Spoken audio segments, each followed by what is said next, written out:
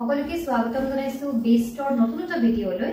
আজি আমি আলোচনা কৰিম অসমীয়া ব্যাকৰণৰ শব্দবিধিৰ বিষয়ে। ইয়াৰ আগৰ ভিডিঅত আমি নক্তবিধিৰ সবিশেষ আলোচনা কৰিলো। আজি আমি শব্দবিধিৰ বিষয়ে আলোচনা কৰিম। শব্দবিধিৰ বিষয়ে আলোচনা কৰাৰ আগতে আমি জানি ল'ব লাগিব শব্দবিধি কাক বোলে। ইয়াতে সংজ্ঞা দিয়া হৈছে যে যি বিধি বা নিয়মৰ দ্বাৰা দন্ত হক মূৰ্ধন্য হলৈ পৰিৱৰ্তন কৰা হয় সেই বিধি বা নিয়মক শব্দবিধি বুলি কোৱা হয়। এতিয়া আমি নক্তবিধিত পাইছিলো যে বিধি বা নিয়ম অনুসৰি দন্ত নক মূৰ্ধন্য নলৈ পৰিৱৰ্তন কৰা হয় সেই বিধি বা নিয়মক নক্তবিধি বোলে। আৰু এতিয়া আমি শব্দবিধিত পালো যি বিধি বা নিয়মৰ দ্বাৰা দন্ত হক মূৰ্ধন্য হলৈ পৰিৱৰ্তন কৰা হয় সেই বিধিক কিন্তু শব্দবিধি বুলি কোৱা হয়। এতিয়া শব্দবিধিৰ বিভিন্ন নিয়মসমূহ আছে। তাৰে ভিতৰত কেইটামান উল্লেখযোগ্য নিয়ম মই ইয়াত দিছো। এই নিয়মসমূহ আজি আমি আলোচনা কৰিম। শব্দবিধিৰ প্ৰথম নিয়মটো হৈছে ৰি ৰিকাৰ আৰু ৰৰ পিছত সদায় মূৰ্ধন্য হ বহে। ৰি বুলি কওঁতে ইয়াতে ঋষি, তাৰ পিছৰ শব্দটো হৈছে ৰিকাৰ থকা কৃষি, আৰু তাৰ পিছত হৈছে কৃষক, তাৰ পিছতে ৰৰ পিছতো সদায় মূৰ্ধন্য হ বহে যেনে বৰষা। গম পালানে? এতিয়া ৰিয়ে থাকক বা তাৰ ৰিকাৰেই থাকক, এই দুইটা থাকিলে ৰি বা ৰিকাৰ এই দুইটাৰ পিছতে কিন্তু সদায় মূৰ্ধন্য হ হয়, তাত কেতিয়াও দন্ত হ নহয়। ঠিক তেনেধৰণৰে আমি পালো এতিয়া ৰৰ পিছতো মূৰ্ধন্য হ বহে। দ্বিতীয় পইণ্টটো হৈছে আমি প্ৰথমটো আলোচনা কৰিলো, দ্বিতীয়টো হৈছে ত বৰ্গৰ বৰ্ণৰ লগত যুক্ত হোৱা দন্ত হ সদায় মূৰ্ধন্য হ হয়।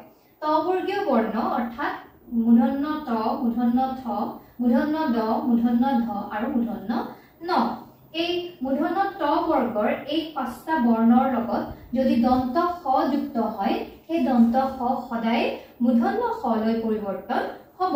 ইয়াৰ উদাহৰণ হৈছে কষ্ট।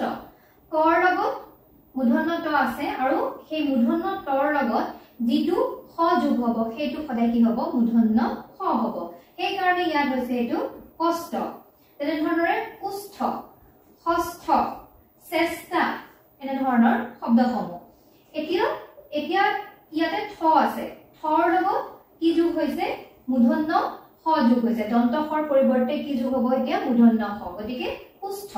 তেনেধৰণে ইয়াতো থ আছে, থৰ লগত এই যিটো হ যোগ হৈছে সেইটো মূৰ্ধন্য হ হৈছে। অৰ্থাৎ ত বৰ্গৰ যিকোনো বৰ্ণৰ লগত যদি দন্ত হ যোগ হয় সেই দন্ত হ সদায় মূৰ্ধন্য হলৈ পৰিৱৰ্তন হয়। এইটো হৈছে ২ নম্বৰ নিয়ম।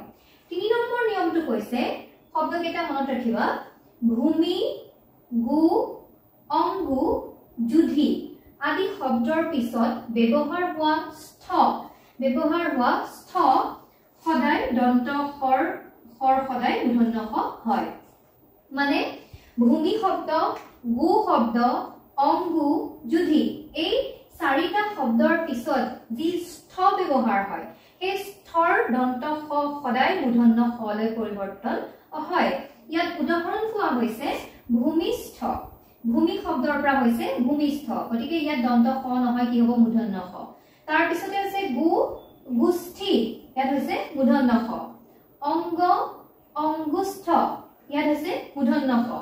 যুধি, যুধিষ্ঠিৰ, ইয়াতো আকৌ মূৰ্ধন্য হ হৈছে। গতিকে ৩ নম্বৰ নিয়মত ক'লে আমাক ভূমি, গু, অংগু আৰু যুধি এই চাৰিটা শব্দৰ পিছত যি স্থ শব্দ ব্যৱহাৰ হয় সেই স্থ শব্দৰ সদায় দন্ত হ কিন্তু মূৰ্ধন্য হলৈহে পৰিৱৰ্তন হয়।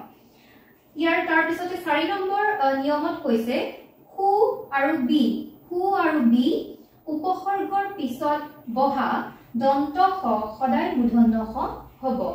সু আৰু বি উপসৰ্গৰ পিছত যেতিয়া হ ব্যৱহাৰ হ'ব সেই দন্ত হ সদায় কিন্তু মূৰ্ধন্য হ হৈহে ব্যৱহাৰ হ'ব। ইয়াতে উদাহৰণ দিয়া হৈছে সুষম। সুষম শব্দত যি সু উপসৰ্গ ব্যৱহাৰ হৈছে সেই সু উপসৰ্গৰ পিছত কিন্তু কি ব্যৱহাৰ হৈছে? মূৰ্ধন্য হ ব্যৱহাৰ হৈছে, সুষম। তাৰ পিছতে বি উপসৰ্গৰ পিছত কি ব্যৱহাৰ হৈছে? মূৰ্ধন্য হ ব্যৱহাৰ হৈছে, বিষম। এই বি উপসৰ্গৰ পিছত কি হৈছে? মূৰ্ধন্য হ ব্যৱহাৰ হৈ পেলাই হল কি?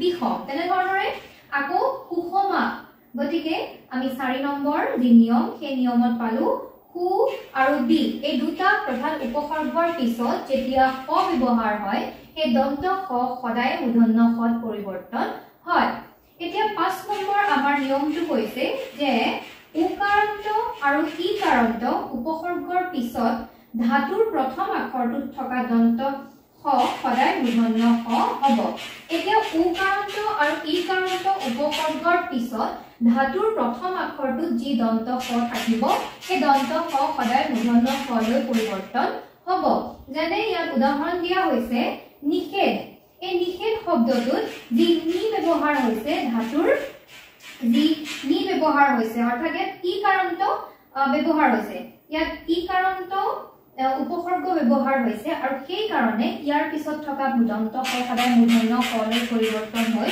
কি হৈ গ'ল নিষেধ তাৰ পিছতে উকাৰান্ত উপসৰ্গ ব্যৱহাৰ হৈছে ইয়াত উপনিষদ উপনিষদত উকাৰান্ত যেহেতুকে উপসৰ্গ ব্যৱহাৰ হৈছে সেই কাৰণে উপনিষদৰ যি মূৰ্ধন্য খ দন্ত খ আছে সেই দন্ত খ সদায় কি হ'ব মূৰ্ধন্য খ হ'ব গতিকে আমি আজি এই 5টা নিয়ম পঢ়িলো যি কেইটাৰ দ্বাৰা দন্ত খ সদায় মূৰ্ধন্য খত পৰিৱৰ্তন হয় পৰীক্ষাত আহি থকা দেখিবলৈ পোৱা যায় যে সপ্তবিধিৰ নিয়মসমূহ লিখা বুলি তেতিয়া আমি এই নিয়মসমূহ মই খুব সহজ নিয়ম কেইটা ছাত্ৰ-ছাত্ৰীসকলৰ আগত আজি উপস্থাপন কৰিলো খুব সহজতে যিসকল ছাত্ৰ-ছাত্ৰীয়ে খুব সহজতে এই নিয়মসমূহ মনত ৰাখিব পাৰিব সেই কাৰণে মই খুব সহজ নিয়ম কেইটা তেওঁলোকৰ কাৰণে লৈ আহিছো আৰু এই নিয়ম কেইটা যদি আমি আকৌ এবাৰ খুব সুন্দৰকৈ যদি একেবাৰে চমুকৈ বুজিবলৈ চাওঁ তেনেহলে মই আকৌ এবাৰ কৈ দিছো 1 নম্বৰ নিয়মটো আছিল ৰি ৰিকাৰ আৰু ৰৰ পিছত সদায় মূৰ্ধন্য খ বহে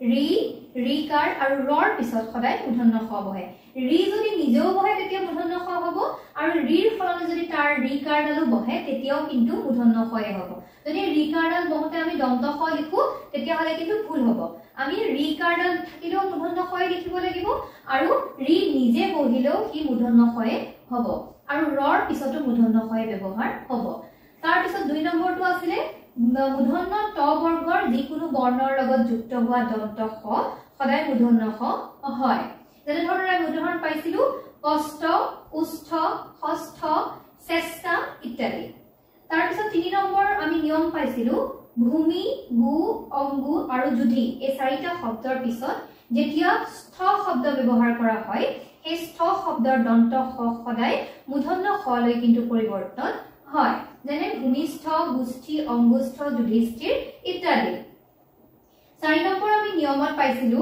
হু আৰু বি উপসৰ্গৰ পিছত যেতিয়া দন্ত খ ব্যৱহাৰ হয় সেই দন্ত খ সদায় মূৰ্ধন্য খ লৈ কিন্তু পৰিৱৰ্তন হয় যেনে কুসম বিষম কুসমা ইত্যাদি আৰু 5 নম্বৰ আমি নিয়মত পালো উকাৰান্ত আৰু ইকাৰান্ত উপসৰ্গৰ পিছত ধাতুৰ প্ৰথম আখৰত থকা দন্ত খ সদায় মূৰ্ধন্য খ হৈ ব্যৱহাৰ হয় যেনে নিষেধ উপনিষদ ইত্যাদি এতিয়া এই 5টা নিয়ম মই ছাত্ৰ-ছাত্ৰীসকলক বুজাই দিলো ইয়াৰ সংজ্ঞাটো মই সুন্দৰকৈ বুজাই দিলো যে যি বিধি বা নিয়মৰ দ্বাৰা দন্ত খ মূৰ্ধন্য খ লৈ পৰিৱৰ্তন কৰা হয় সেই বিধি বা নিয়মকে কি বুলি কোৱা হয় সত্য বিধি বুলি কোৱা হয় আজিৰ ভিডিওটো যদি ভাল লাগিলে এটা লাইক কৰিব আৰু আমাৰ চেনেলটো যদি আপোনালোকে এতিয়ালৈকে সাবস্ক্ৰাইব কৰা নাই প্লিজ চেনেলটো সাবস্ক্ৰাইব কৰি এনে ধৰণৰ ভিডিঅ'সমূহ পাই থাকিবলৈ নটিফিকেশন বেলটো প্ৰেছ কৰি দিব